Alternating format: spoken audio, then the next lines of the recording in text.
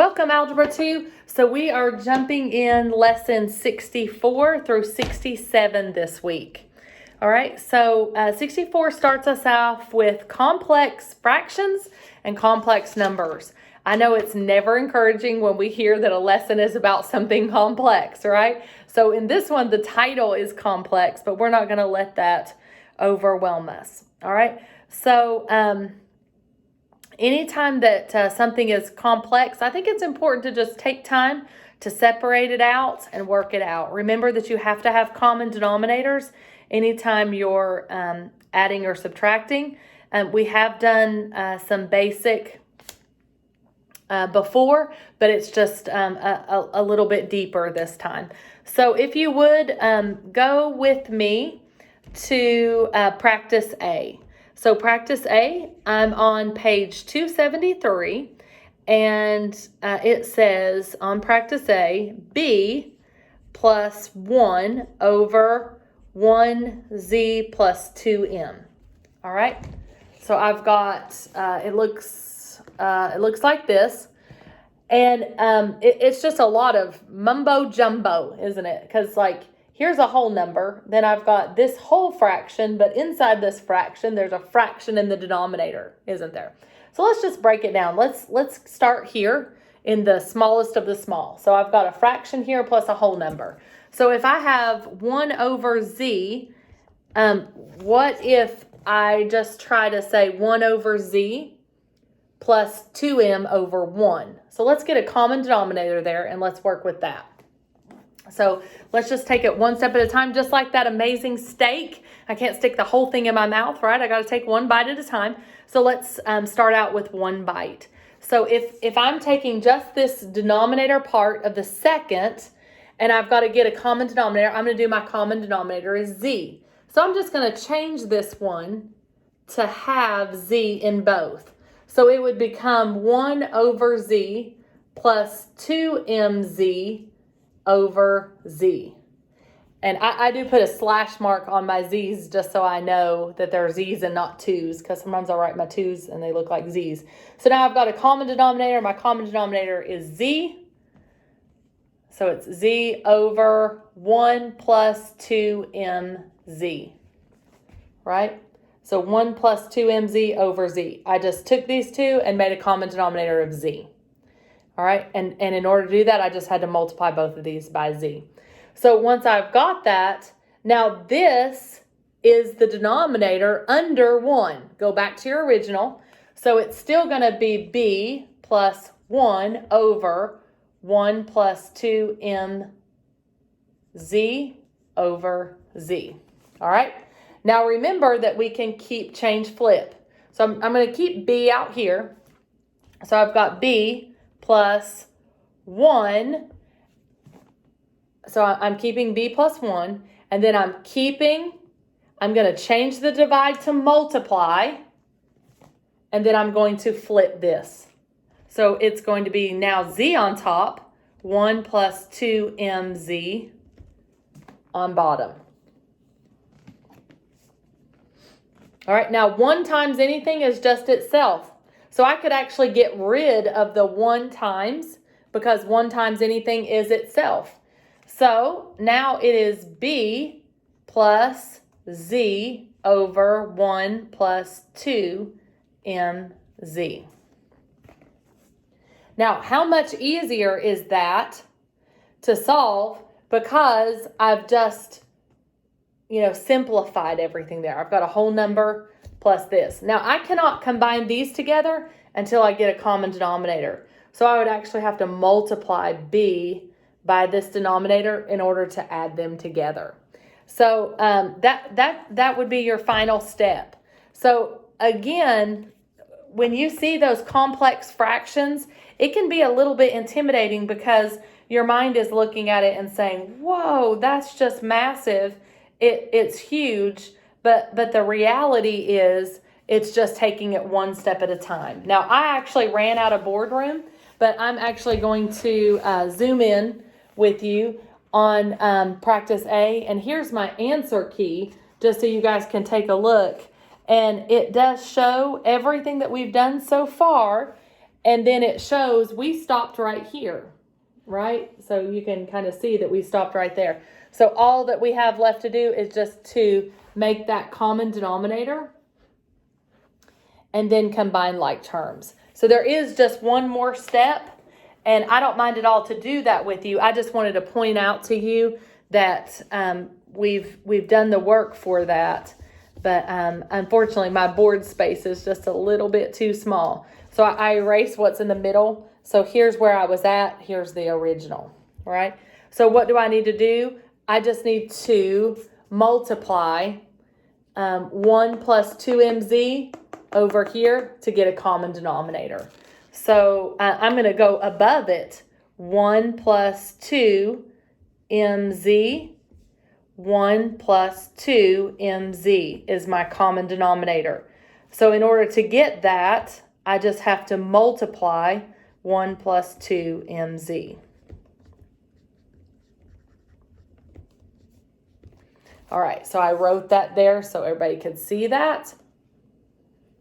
So I'm just getting a common denominator. Since that was b over 1, I'm just multiplying this and distributing it to b. So that would end up being b plus 2bmz plus, and then this one, the z just came over. So final answer, and I'm going to keep going above since I erased, so I'm sorry for any confusion I've caused by going above it. So it would just be my denominator, 1 plus 2mz, and then I've got b plus 2bmz plus z. All right. So I just want to make sure you guys can see what I did, and I worked backwards once I ran out of room. All right, getting that common denominator. All right. Woo, Miss Kim, this was complex. Yes, friends, that's why the lesson was called Complex Fractions and solving those. So it is a little bit intimidating. I can assure you, I have done a lot of practice ACT tests, and I honestly don't think I've ever seen anything quite that complex. So I do think that Saxon does prepare you well for future classes, whether it be college or upper level high school, because they give you in-depth, truly, truly complex. Friends, you're not being shortchanged at all on the complex problems. So I am proud of the hard work you had to do with that. Okay. Now, letter B is very similar. You've got to start in the innermost part. So if you're looking, everybody look at letter B with me, page 273. Look at the bottom part of letter B. So you're going to start there with the fraction in a fraction. So the denominator of that is 5 plus 2s over z. You're going to have to change the whole number 5 to 5z over z, and then combine them. Then you're going to flip everything.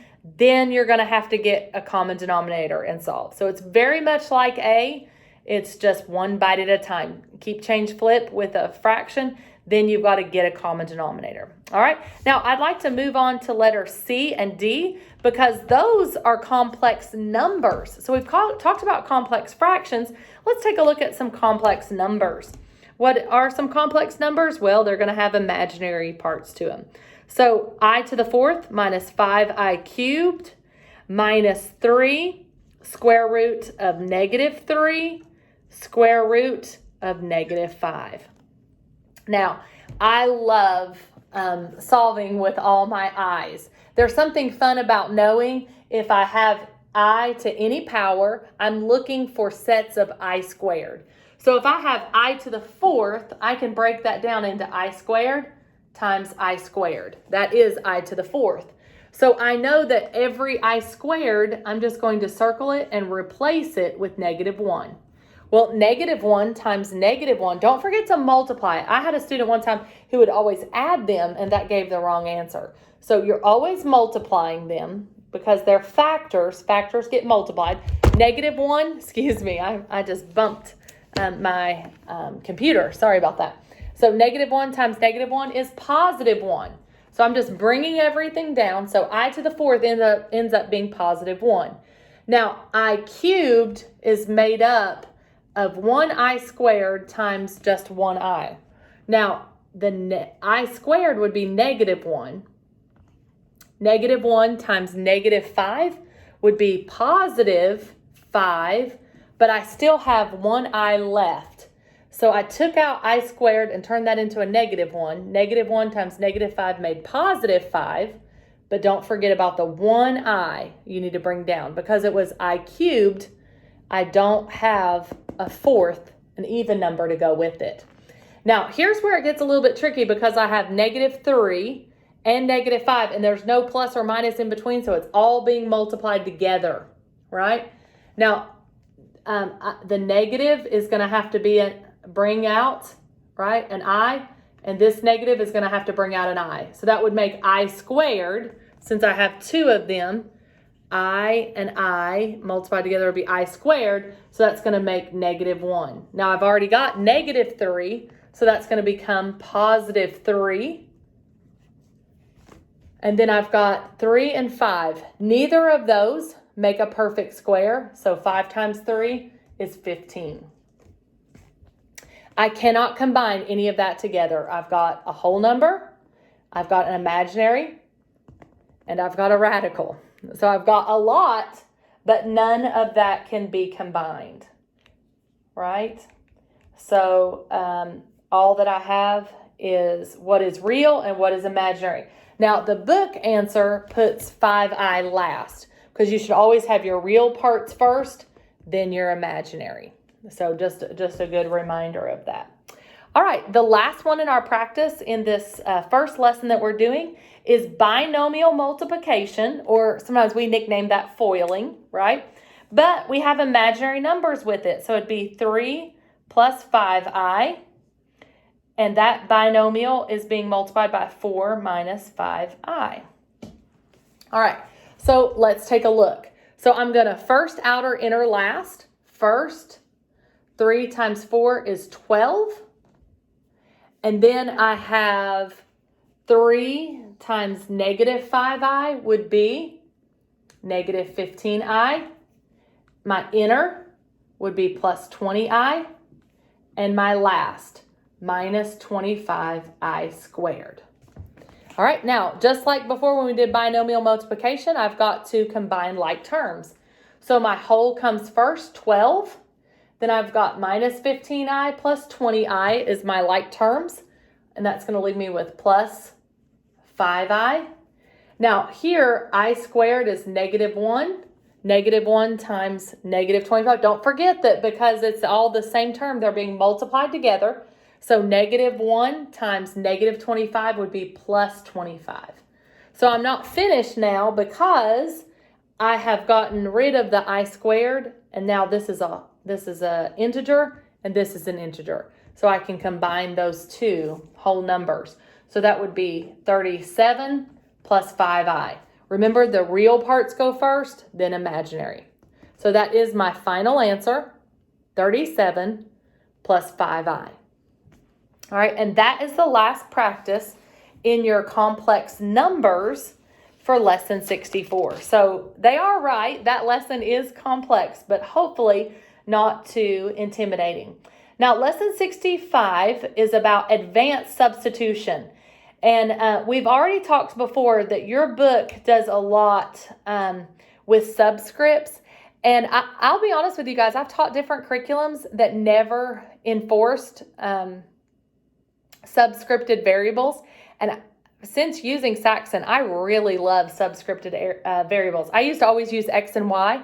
And at the end, I would get to the bottom and think, wait, what was X? What was Y? And I love the subscripted variables because I know, oh, that's, the rate of Bob or the rate of Tom, or I know those from the subscripted variables. So on page 275, it talks about when you have different systems, about how to solve those and that you might have to substitute or isolate. And so it's a little bit more, so that's why they call it advanced substitution.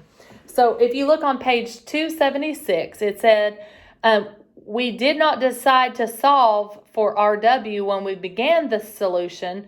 We just began substituting and simplifying, and it turned out that this approach produced the value. Now we will use this value to solve for the other three variables. So anytime you have more than one variable, you're going to have to just keep working it to see what you can isolate and what you're able to solve for most easily. I really like to think of these types of problems as, just a puzzle that I'm figuring out, and something kind of loosens, and you can see, oh, well, if I get this, then I can get this, and then this works out. So I like Sudoku, and kind of the same idea with Sudoku. Like, you might have too many unknowns at first, but it kind of snowballs once you figure out a couple, then you're able to solve for those. So on our practice, it just gives us, it says find the values of all four variables in this system of equations. So they've given you four problems, and they're saying solve for those. Well, what I would do is I would look at each of those. I've got RP and TP, so the rate and time of a person's name with P equals 288. But RC and TC equals 108. Now, I know that RP equals 3RC. Well, I might be able to substitute that in, or I could substitute that in for TC, right? And then TP plus TC equals 12. So I'm going to have to figure out different ways to solve this. Now, what I see may be a little bit different than what you all see. And that's not to discourage you. It's just to kind of help you think through, how can I set this up? So I know that if I say TP plus TC equals 12, I can substitute and and solve for one of those. So I'm looking at my equation and seeing RP, TP, RC, and TC. So those are the four things that I need. And then I see RP equals 3RC. All right, and then I can solve that in terms of TC. So let's take the second and the fourth. So if RC TC equals 108, I'm going to write that down, 108.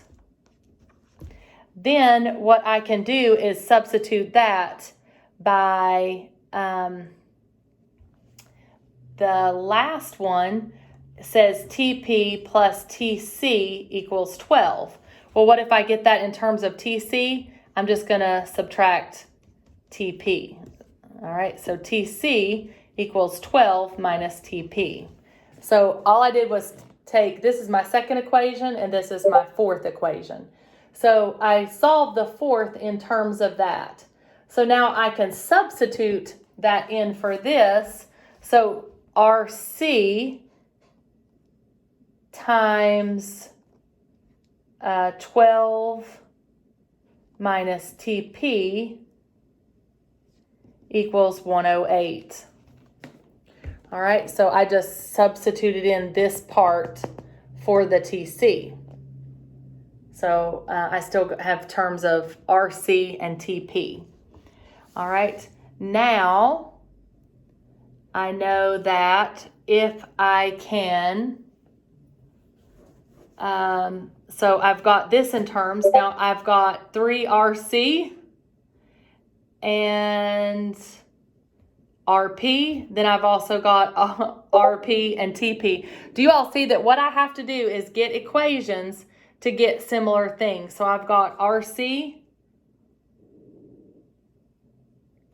and TP is what I solved these two for. But I need another equation that is set up the same so that I can either isolate or eliminate. All right. I hope that makes sense. This one is one that your book is even showing you that, okay, I could set it up and say, okay, wait, that's not in the terms that I need. So that advanced substitution is, it's actually going to take us a little while. So I'm actually going to pause this And then I will set up a whole different video just to go over this one problem. Because I think with the 4 unknowns, like you guys are used to just solving for 2 unknowns. Now you're having to do 4 unknowns. So what's important is to say, okay, I've got these 4, and what you've got to do is get 2 of them in terms of the other 2, and then substitute or eliminate down. So that's why your book is calling it Advanced Substitution. So I'm thinking that I'm going to have to borrow my other board and put that on a separate video, because I'm not going to be able to put, I've already just started with the first 2, and I've got 4 more equations I have to get in there. So just to be able to solve those, okay? All right, I'm sorry. All right, but I do know that it is intimidating. There are 2 of those on your homework this week. So if you get overwhelmed with those, choose 1 and keep moving. So it is with more of them, and I apologize, Sadie's getting excited. But with more of those, it does take a little bit longer. So don't be intimidated by those. All right. Don't forget that a sign of a fraction, that there could be multiple ways to write it. So on lesson 66, there are multiple ways to write that. Whether there's one negative in the numerator, it makes the whole fraction negative. So that's all that your book is trying to point out to you there. All right. And then they're giving you an example of what if your denominators were similar, yet the signs were different. Well, if you pull out the sign, then you can easily add or subtract them. So look on page 279, and they show how to change the signs by pulling out a negative, and then you would have a common denominator, and you'd be able to solve those. Now, there is a shortcut on page 279, and it's all about how to solve 30, 60, 90 triangles. I will not put those on your assessments. We actually have a separate geometry class, but there is a shortcut way to go over those. So if you know the side opposite of 30 is your variable, then your hypotenuse is always going to be double that. The side opposite of 60 is whatever the side opposite 30 was times square root of 3. And again, don't let that intimidate you. It's just a shortcut. So, and you will have time to go over that in algebra, in geometry. So we won't take time to do that today. Now, let's take a look at one of your practice on page 280.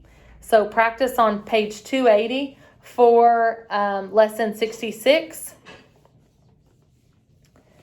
And that is letter A. It says 1 over z minus 2 minus 3m over negative z plus 2. Now what they're trying to point out to you is that z minus 2 and negative z plus 2 is super similar. So what if I took out this negative and I rewrote this? If I brought the negative out, then it would be negative z minus 2. If I brought the negative out, it would be minus a minus, which would be, all right? So if I brought the negative out, it would become minus a minus. So it would end up being 1 over z minus 2 plus 3m over z minus 2. Ms. Kim, where did the minus go? Well, because I brought a negative out, the minus and the minus became a plus. Now my denominators are the same. I can bring it over, z minus 2, and I get 1 plus 3m. I cannot combine them because they're not like terms, but my denominators are the same. So I am finished with that problem because I just took out the negative on this, and then a minus and a minus became plus. All right, so that was practice A. Very similar, let's look at practice B because it's a little bit harder, but it's super similar. All right, and you may skip practice C. You can do it if you see it, but if not, please again remember we'll see it again in geometry class. So letter B says 3x plus 7 over negative x minus 4 plus x minus 7 over x plus 4. And one thing they're trying to do there is they're trying to train you, especially I have seen problems like this on standardized tests, especially like the ACT, is you look at this and say, oh no, they're so close, yet they're not. But if you see each of these signs are opposite, well, if I take out the negative, it becomes x plus 4, right? So now my denominators are the same. Then I can move the negative up here and I can just distribute it to that. So if I move the negative out, it would be a negative times 3x plus 7 over x plus 4 plus, and I keep my denominator, or excuse me, I keep this second one the same, right? Now I can distribute that to both. So that would become a negative, and that would become a negative 7. So I distributed that negative. So it ends up, if I have negative 3x plus 1x, I would have negative 2x. And then minus 14 over x plus 4. Because, again, my denominators were the same. My denominators were the same. I brought it down, and then I distributed the negative. I took the negative out of the first one so that they would have the common denominator, and then combined like terms. So it's just a way that your book is encouraging you and pushing you to solve getting common denominators, and truly, honestly, looking over those and making sure you understand how to find those common denominators, right? So your final answer should be negative 2x minus 14 over x plus 4. Now, the book actually took the negative out, and so they actually went one step further and then took a negative out and said negative 2x plus 14 over x plus 4. This and this mean the same. So whichever way you want to write it, I would not count off for this. The book wrote it this way. Either one is the same answer. Okay? All right, so that is lesson 66. And then the last lesson that we'll go over is radical denominators. Now, we talked before about there are just some no-nos in algebra, right? We can't leave a negative exponent unless the directions tell us it's okay, or I'm doing scientific notation, right? Sometimes those just, it's a, the placement value of it is it's a super small number, so it has to be a negative exponent. Otherwise, our answer should always be positive unless the directions tell us otherwise. Now, we should never have a radical in a denominator, and we call that rationalizing a denominator. Now, we've done ones where we just had like 7 over the square root of 2, and you guys have learned how to rationalize that. You just multiply both by square root of 2. So times square root of 2, square root of 2. So my answer is 7 square root of 2 over 2, because what I did is square root of 2 times square root of 2 is square root of 4. Square root of 4 is 2. So what I was doing was just taking that out. Well, in Algebra 2, we have never gone deeper than that. What do I do when it's a binomial with a rational, right? Because if you multiply, like let's say that I had 7 over 1 plus square root of 2, right? And you will say, well, Miss Kim, can't you do the same thing? If I multiplied square root of 2, I would get rid of this, but I would make another one here. So do you see that there's no easy solution for this because I can't easily get rid of it? So your book is showing you that in order to do that, you have to multiply by its conjugate. So the denominator, it's okay to have a radical and a numerator. We've talked about that, just not in the denominator. We have to rationalize it. If it's in there with a binomial, what you have to do is you have to multiply it by its conjugate. Now, what's its conjugate? It's the same thing, different sign in the middle. So this conjugate would be 1 minus the square root of 2. So 1 minus the square root of 2. And if I do that there, then I have to do the conjugate up here. So I'm going to multiply both the numerator and denominator by its conjugate. Now, when I do that, I'm making a perfect square. If you'll remember back, when you have the same thing minus the same thing plus the same thing, you're canceling the inner terms, and it's a perfect square. So that's what we're doing to get rid of it. So it would end up being 7 minus 7 square root of 2 over, and then here you're going to FOIL or do binomial multiplication. 1 times 1 is 1.